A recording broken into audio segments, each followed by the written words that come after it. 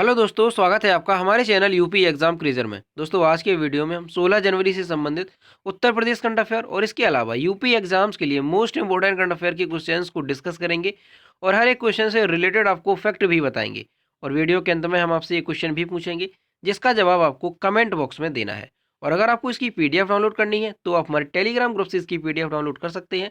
Telegram group की link आपको video के डिस्क्रिप्शन में मिल जाएगी। तो चलिए आज का वीडियो स्टार्ट करते हैं। पहला क्वेश्चन है, हाल ही में यूपी के बरेली में पूर्वोत्तर रेलवे में पहली महिला ट्रेन कंट्रोलर का पद किसने संभाला है? ऑप्शन नंबर ए है प्रियंका यादव, बी है पूनम सिंह, सी है शीतल मेहरा और डी है अंकिता शुक्ला। तो इसका जो करेक्ट आंसर है वो है ऑप्शन नंबर सी, शीतल मेहरा। यूपी के बरेली में पूर्वोत्तर रेलवे में पहली महिला ट्रेन कंट्रोलर का पद संभालकर अल्मोड़ा की बेटी शीतल मेहरा ने नारी शक्ति की मिसाल कायम की है। पूर्वोत्तर रेलवे में इस पद पर पहुंचने वाली शीतल मेहरा पहली महिला हैं। मूल रूप से उत्तराखंड के अल्मोड़ा निवासी यह परिवार वर्तमान में बरेली में कर्मचारी नगर में रहता है। शीतल ने ट्रेन कंट्रोलर पद के लिए 2019 में एग्जाम क्वालिफाई किया, लेकिन पद खाली न होने से उन्हें बरेली सिटी रेलवे स्टेशन पर स्टेशन मास्टर की जिम्मेदारी सौंपी गई। इस पद पर भी पूर्वोत्तर रेलवे में महिला के रूप में उनकी पहली ज्वाइनिंग थी। अब यहाँ पर बरेली डिस्ट्रिक्ट की बात आई तो बरेली डिस्ट्रिक्ट का एक जिला एक उत्पाद क्या है? जरी जरदोजी। ये भी आपको याद रखना है। अब यहाँ पर ये क्वेश्चन काफ़ी ज़्यादा इंपॉर्टेंट है क्योंकि जो बरेली के पूर्वोत्तर रेलवे में है ना, पूर्वोत्तर रेलवे की पहली महिला ट्रेन कंट्रोलर का पद संभाला है किसने? शीतल मेहरा ने। इनका नाम आपको याद रखना है। और स्टेशन मास्टर भी पूर्वोत्तर रेलवे में बनने वाली ये पहली महिला थी। ठीक है, तो ये भी आपको याद रखना है। यहाँ पर इमेज में देख सकते हैं, ये है शीतल मेहरा जो ने पूर्वोत्तर रेलवे का पहला ट्रेन कंट्रोलर का पद मिला है। अगला क्वेश्चन है, कोरोना वायरस के चलते उत्तर प्रदेश का प्रसिद्ध ताज महोत्सव इस बार रद्द कर दिया गया है। इसका आयोजन किस जिले में किया जाता है? ऑप्शन नंबर ए है लखनऊ, बी है आगरा, सी है फैजाबाद और डी है कन्नौज। तो इसका जो करेक्ट आंसर है वो है option number B, Agra. Corona महामारी के चलते सरकार की गाइडलाइन के बीच जिला प्रशासन ने 30 साल में पहली बार ताज महोत्सव के आयोजन पर रोक लगा दी है। अब ये ताज महोत्सव होता क्या है तो ये जान लीजिए। यह महोत्सव ताजमहल के करीब शिल्प ग्राम में उत्तर प्रदेश टूरिज्म की ओर से किया जाता है, जिसका उद्देश्य दुनिया भर के पर्यटकों को यहाँ की कला संस्कृति और शान शौकत से रूबरू कराना है। हर वर्ष 18 से 27 फरवरी के बीच चलने वाले 10 दिवसीय ताज महोत्सव का आयोजन इस बार नहीं होगा। उत्तर प्रदेश सरकार के टूरिज्म की तरफ से आयोजित किए जाने वाले ताज महोत्सव की शुरुआत 1992 में हुई थी। इसके बाद हर साल 18 से 27 फरवरी के बीच ताज महोत्सव का आयोजन किया जाता है। और आगरा डिस्ट्रिक्ट का एक जिला एक उत्पाद क्या है? तो चमड़ा उत्पाद। चमड़े से बने जितने भी उत्पाद हैं, चमड़े से जूते बनते हैं और बेल्ट है या बैग है, तो जितने भी चमड़े से बने उत्पाद हैं, तो आगरा का एक जिला एक उत्पाद हो गया चमड़ा उत्पाद। ये भी आपको याद रखना है। तो इस क्वेश्चन में भी आपको कई सारी चीज़ें याद रखनी होंगी, जैसे कि ये जो ताज महोत्सव है ये कहाँ पर लगता है? सबसे पहले तो ताजमहल के करीब शिल्प ग्राम में इसे आयोजित किया जाता है। और इसका उद्देश्य क्या है? देश दुनिया भर के पर्यटकों को यहाँ की कला संस्कृति और शान शौकत से रूबरू कराना। और यह हर वर्ष 18 से 27 फरवरी के बीच इसका आयोजन किया जाता है। और इसकी शुरुआत कब हुई थी? 1992 में इसकी शुरुआत हुई थी। और आगरे का एक जिला एक उत्पाद क्या है? चमड़ा उत्पाद। ये भी आपको विशेष तौर से याद रखना है। अगला क्वेश्चन है, देश का पहला कोयला क्वालिटी मैनेजमेंट रिसर्च सेंटर कहाँ पर खोला जाएगा? Option number A Gorakhpur, B है आगरा, सी है वाराणसी और डी है लखनऊ। तो इसका जो करेक्ट आंसर है वो है ऑप्शन नंबर सी, वाराणसी।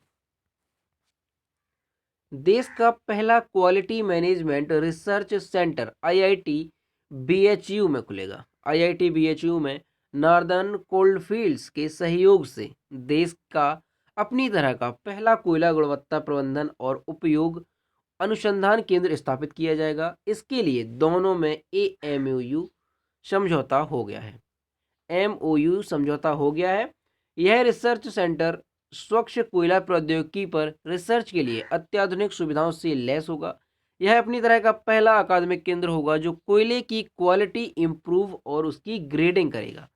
अब यहाँ पर वाराणसी डिस्ट्रिक्ट की बात आई तो वाराणसी डिस्ट्रिक्ट का एक जिला एक उत्पाद क्या है? बनारसी रेशम साड़ी। ये भी आपको याद रखना है। अगला क्वेश्चन है,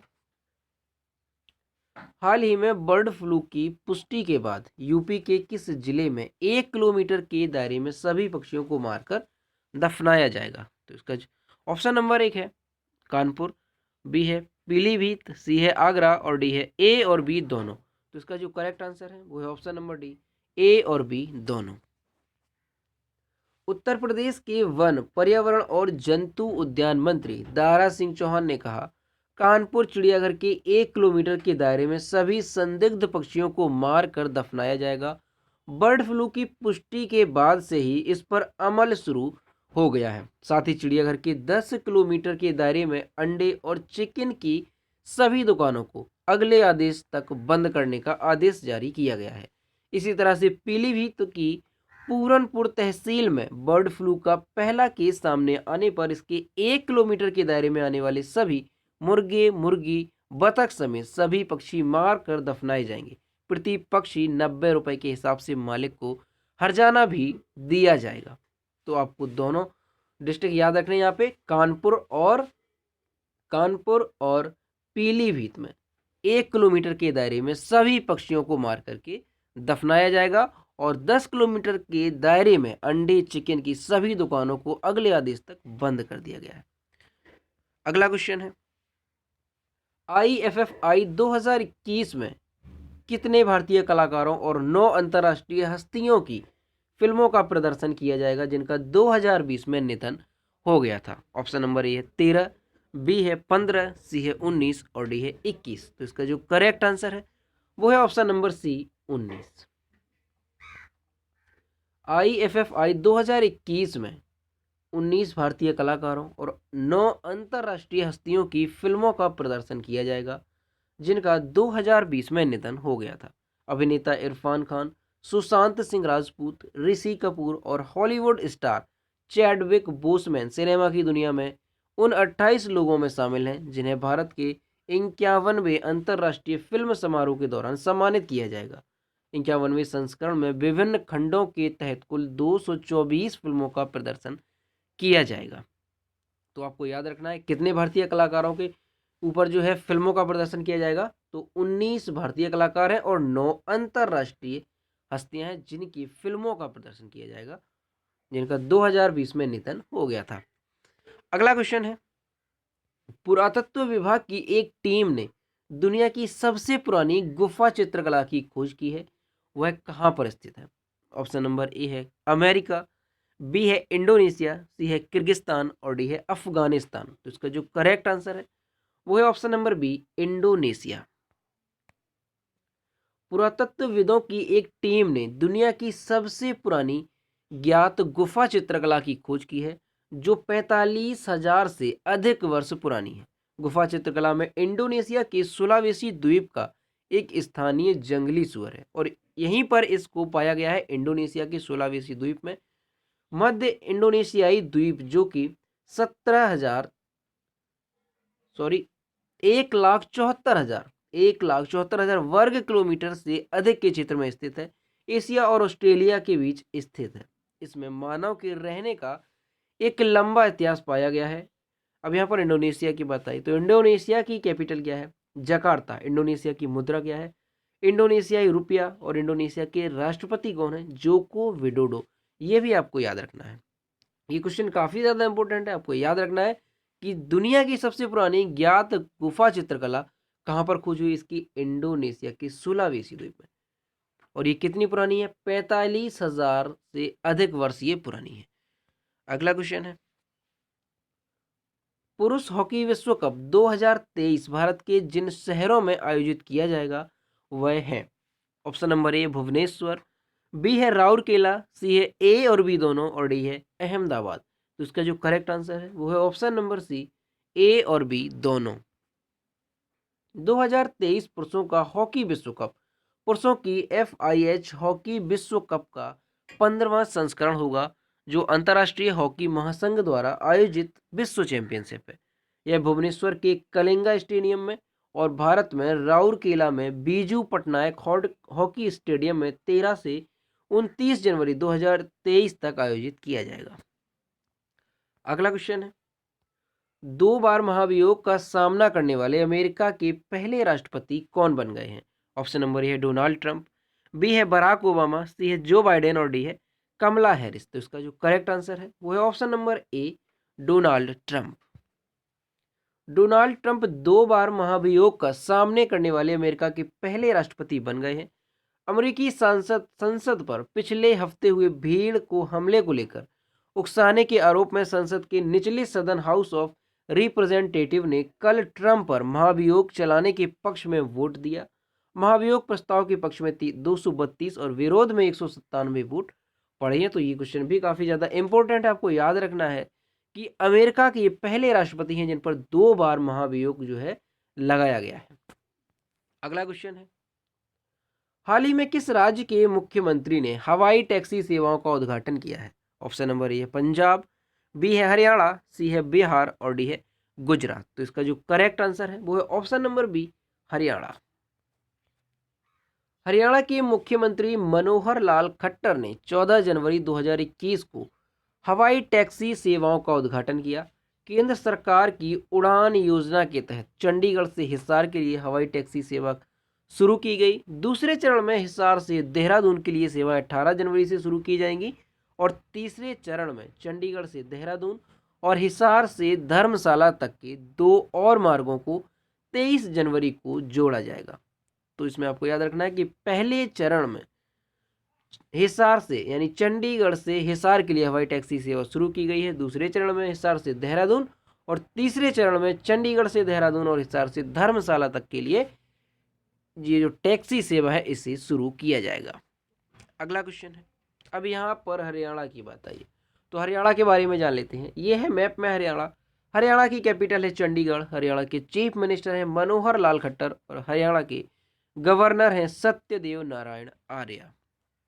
अगला क्वेश्चन है, निम्न में से कौन फेसलेस मूल्यांकन, अपील और दंड प्रक्रिया के लिए एक प्रणाली बनाने वाला पहला देश है? ऑप्शन नंबर ए है भारत, बी है जापान, सी है चीन और डी है अमेरिका। तो इसका जो करेक्ट आंसर है वो है ऑप्शन नंबर ए भारत।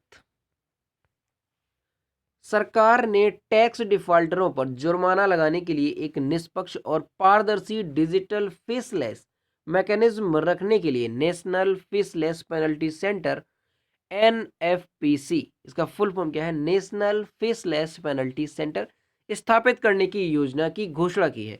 भारत फेसलेस मूल्यांकन, अपील और दंड प्रक्रिया के लिए एक प्रणाली बनाने वाला पहला देश है। यह आयकर विभाग के सुधार में प्रौद्योगिकी की शक्ति का दोहन करने के लिए एक और कदम है।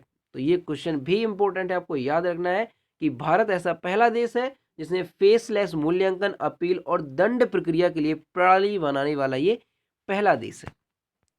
तो दोस्तों ये थे 16 जनवरी से संबंधित उत्तर प्रदेश करंट अफेयर और इसके अलावा यूपी एग्जाम्स के लिए जो मोस्ट इंपोर्टेंट करंट अफेयर के क्वेश्चन है वो हमने डिस्कस किए। अब हम देखते हैं पिछली वीडियो का क्वेश्चन जो कि हमने आपसे पूछा था। तो ये है पिछली वीडियो का क्वेश्चन, हेनले पासपोर्ट इंडेक्स की नवीनतम रिपोर्ट के अनुसार वर्ष 2021 के लिए दुनिया में सबसे शक्तिशाली पासपोर्ट की सूची में भारत का रैंक क्या है? तो इसका जो करेक्ट आंसर था वो ऑप्शन नंबर डी था यहाँ पे 85 और कई स्टूडेंट्स ने इसके सही जवाब दिए। और मैं फिर से कहता हूँ कि जो भी क्वेश्चन आपसे पूछा जाए आप सभी लोग उसका आंसर जरूर किया करो।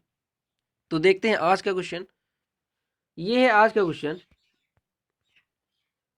हाल ही में किस राज्य सरकार द्वारा शादी विवाह घर योजना आरंभ की गई है?